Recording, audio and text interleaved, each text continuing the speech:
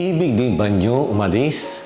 Ako si Padre Eric Arada mula sa Archdiocese ng Lipa at kurapara ko sa parokya ng Santa Clara na Assisi dito sa Barangay Santa Clara, lungsod ng Santo Tomas, Batangas. Magandang araw sa ating kalakbay, sa ating panampalataya at patuloy ang pagdinilay sa paglagaan salita ng Diyos. Itong gospel natin ngayon ay nagamos sa atin ng Diyos kung hanggang saan ang pagsunod natin sa Kanya. Ang buhay ng isang Katoliko ay hindi maging maalwan, pasarap o pag-iwas ng problema. Madalas madaming pagsubok at hamon sa buhay. Merong paniniwala na hindi kayang maunawaan at tanggapin, pero dahil sinabi ni Jesus, kailangan nating sumampalataya.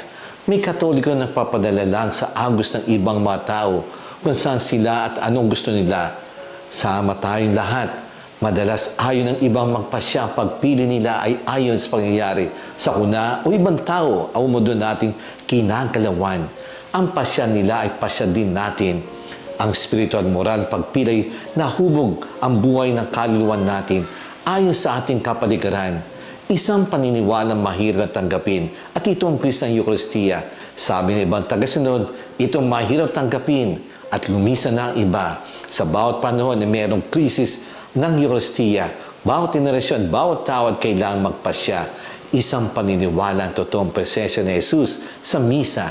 Naniniwala tayong totoong nandun sa esperong wala naman sa kanyang buhay ang presensya tumanggap siya ng komunyon. Walang koneksyon ang pagtanggap ang gawain niya sa maghapon. Madalas pagkasimbay pagdating sa bahay, nagmumura at ang salita na masama, pang-abuso sa mga kasamahan at hindi makatarungan sa hanap buhay.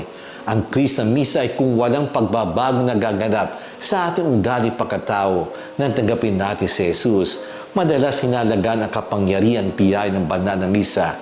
Dapat may impact ito sa ating pamuhay, ang pakikipagkapwa-tao at kung paano tayo bumoto, gumastos at magtrabaho. Ginagawa natin si Jesus bilang go sa tabernakulo dahil ayaw natin siyang papasukin sa ating tahanan. Lumalabas na wala tayong tiwala sa Kanya. Huwag kang makikialam sa aming buhay. Sa bawat pagsimba natin, tayo lagi nahamon na magpasyang maglingkod kay Jesus o sa kulturang mundo. Ginagalawan natin bawat misa tumatawag sa atin ulitin sa buhay salita ni San Pedro. Nasa yung salita ng buhay na walang hanggan. Naniniwala tayo siya ang banal ng Diyos. Inaakit ang katarungan manindig kay Jesus. Sa pagpili natin kagandahan loob, napapatunayan pagsunod natin kay Jesus. Let us pray.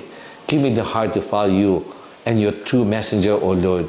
Please don't let me deceived by those who are false and misled by those who don't know the way. Give me discernment so that I know your will completely and follow you more passionately. In your name, I pray. Amen.